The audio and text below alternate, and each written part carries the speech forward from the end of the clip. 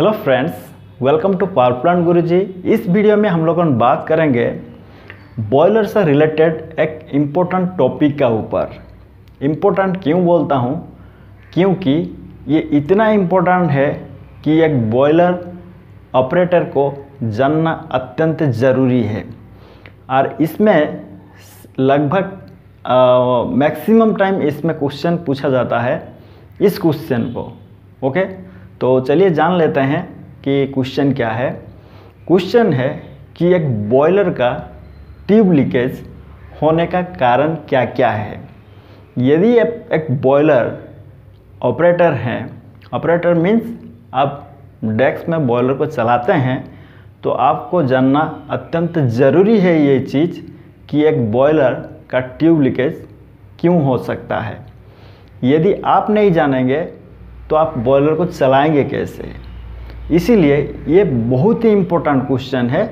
इसको इंटरव्यू में पूछा जाता है कि एक बॉयलर ऑपरेटर होने के कारण आप बताइए कि एक बॉयलर में यदि ट्यूब लीकेज हुआ तो उसका कारण क्या क्या हो सकता है।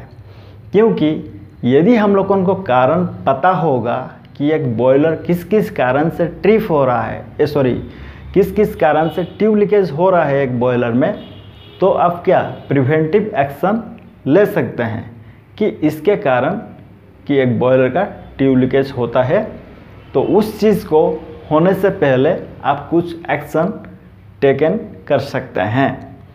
तो इस वीडियो में हम लोगों इस चीज़ का ऊपर डिटेल्स में बात करेंगे। तो इस सारे चीज़ को जानने के लिए अब वीडियो को स्किप ना करके पेशेंस के साथ एंड तक देखते रहिए। वीडियो बहुत ही इंटरेस्टिंग होने वाला है। तो चलिए पहले जानते हैं कि पहला कारण क्या है एक बॉयलर का ट्यूब डैमेज एक बॉयलर का ट्यूब लीकेज होने का। ओके, पहला कारण है due to overheating.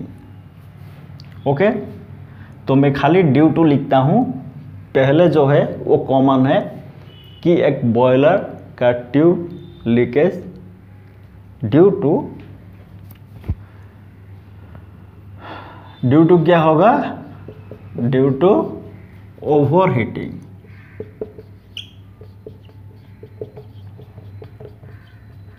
Okay, clear हो गया। यदि बॉयलर में आप ओवर फायर करेंगे तो उसके कारण क्या होगा ना, बॉयलर का जो ट्यूब है वो लीकेज हो जाएगा। ओके, क्योंकि उसमें क्रैक फॉर्मेशन होगा, तो उसके वजह से आपका ट्यूब लीकेज होगा। ये बहुत सारे चीज़ के साथ रिलेटेड है कि ओवर हीटिंग कैसे होता है। अभी हम लोगों आगे धीरे धीरे जानेंगे, स्टेप बाय स्टेप मैं बताऊंगा। तो पहला नंबर है क्या? Due to overheating. यदि बॉयलर का ट्यूब ओवर हीटिंग हुआ तो उसके कारण बॉयलर का ट्यूब में लीकेज फॉर्मेशन होगा। नंबर टू में क्या है ना, internal scale. Due to internal scale. Okay, यदि बॉयलर का ट्यूब में स्केल फॉर्मेशन हुआ तो क्या होगा ना, बॉयलर का जो ट्यूब है वो लीकेज होगा। देखिए, ये आपका ओवर हीटिंग के साथ कनेक्टेड है, क्योंकि यदि आपका बॉयलर का ट्यूब में इंटरनल स्केलिंग हुआ तो बॉयलर ट्यूब क्या होगा? ओवर हीटिंग होगा। ओके, क्योंकि आप स्टीम फॉर्मेशन करने के लिए ये तो स्केल एक ट्यूब है। ओके, ये ट्यूब का इनसाइड में आपका स्केल फॉर्मेशन है, स्केल हो गया है।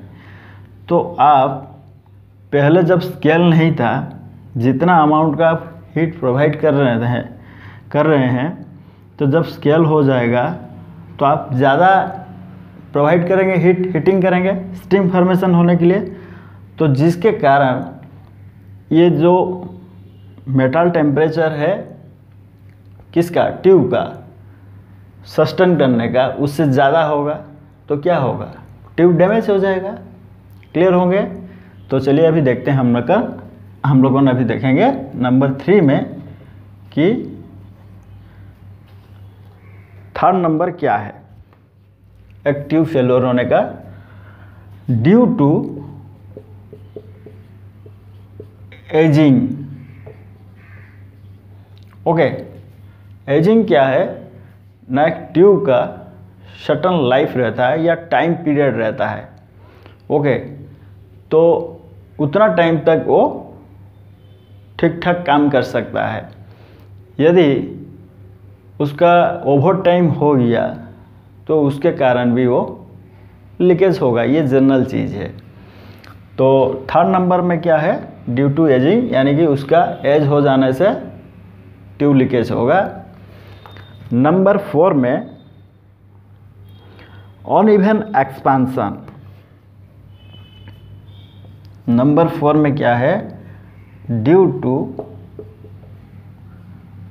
Uneven expansion.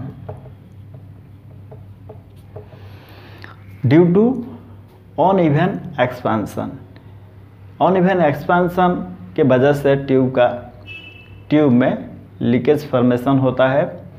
देखिए अनइवन एक्सपेंशन कब होता है ना, ड्यूरिंग लाइट अप। जब हम लोग कोल्ड लाइट अप करते हैं, यदि बॉयलर का एक टाइम रहता है कि कोल्ड लाइट अप आपको जो बॉयलर का फर्नेस टेम्परेचर है, रेट ऑफ इंक्रीज टेम्परेचर उसका पर आवर 60 डिग्री या 55 डिग्री जो भी है as per design your boiler, उसके हिसाब से होना चाहिए rate of rise temperature per hour में। यदि उस चीज़ को कोई बाईपास करके मान लीजिए 5 घंटा में बॉयलर का टेम्परेचर आ जाना चाहिए, यानी कि लाइट अप हो जाना चाहिए। यदि कोई 2 घंटा 3 घंटा या 4 घंटा में ड्यूरिंग कोल्ड लाइट अप, यदि उस समय वो रेट ऑफ राइज टेम्परेचर बहुत फास्ट करता है, तो उस केस में क्या होता है ना, आपका जो बॉयलर का जो ट्यूब है उसमें अनइवन एक्सपेंशन होता है। क्योंकि एक तो वो कोल्ड में है, जब हम लोग कोल्ड लाइट अप करते हैं तो सडनली आप उसको हीट अप करेंगे तो एक थर्मल शॉक लगेगा उस समय, हाँ कि नहीं। तो क्या होगा ना, ट्यूब लीकेज उसके कारण हो सकता है। तो ये था नंबर पॉइंट, 4 नंबर पॉइंट। अभी हम लोगों ने देखेंगे कि नंबर 5 में क्या हो सकता है एक बॉयलर ट्यूब लीकेज होने का कारण। तो नंबर 5 में एक बॉयलर का ट्यूब डैमेज होने का कारण है फ्लू गैस में आस और फ्लू गैस, ये दोनों के वजह से बॉयलर का जो ट्यूब है उसका आउटर सरफेस में आपका क्या होता है ना, इरोजन होता है। ओके, ये जनरल चीज़ है, ये हर कोई जानता है इसको। तो नंबर 5 में क्या है ना, due to ash and flue gas erosion. Okay, तो फ्लू गैस और आस ये दोनों के वजह से क्या होता है ना, बॉयलर का जो ट्यूब है उसका आउटर सरफेस में इरोजन होता है, तो उसके कारण आपका ट्यूब क्या होता है, डैमेज हो जाता है। ओके, तो नंबर 6 में अभी हम जानेंगे क्या, नंबर 6 में मटेरियल डिफेक्टिव। यदि बॉयलर का ट्यूब जिस मटेरियल में बनाया है, यदि उस मटेरियल में डिफेक्टिव हुआ होगा तो उसके कारण आपका जो बॉयलर का जो ट्यूब है वो लीकेज होता है। ओके, तो नंबर 6 में due to material defective. Okay, तो अभी नंबर 7 में एक बॉयलर का ट्यूब लीकेज होने का कारण है ना, ट्यूब का इंटरनल और एक्सटर्नल में करोजन होना। ओके, तो नंबर 7 में क्या है ड्यू टू इंटरनल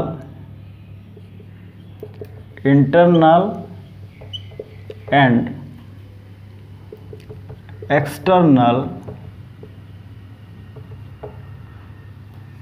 करोजन। तो एक बॉयलर का इनसाइड में यदि करोजन हुआ, ये जनरली होता है यदि बॉयलर का जो फीड वाटर है, यदि उसका वाटर केमिस्ट्री गड़बड़ा गया तो उसके कारण आपका करोजन फॉर्मेशन होता है। ये एक बहुत बड़ा टॉपिक है, इसको मैं कहीं दूसरा वीडियो बनाऊंगा, दूसरा वीडियो, उसमें क्लियरली आपको समझाऊंगा कि कैसे करोजन फॉर्मेशन होता है। अच्छा, ये इंटरनल हो गया। इंटरनल में एक्सटर्नल में कैसे होता है?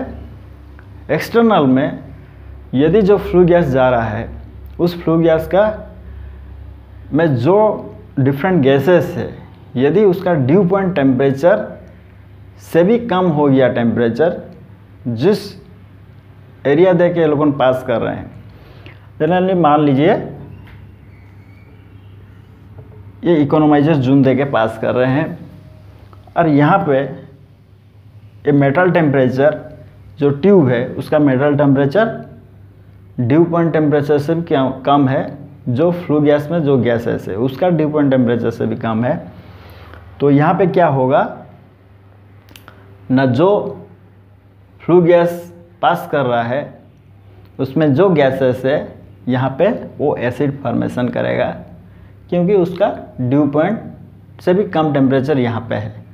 ओके, तो यहाँ पे डिपॉजिट होने के कारण ये आउटर सरफेस में आपका करोजन क्रिएट होगा।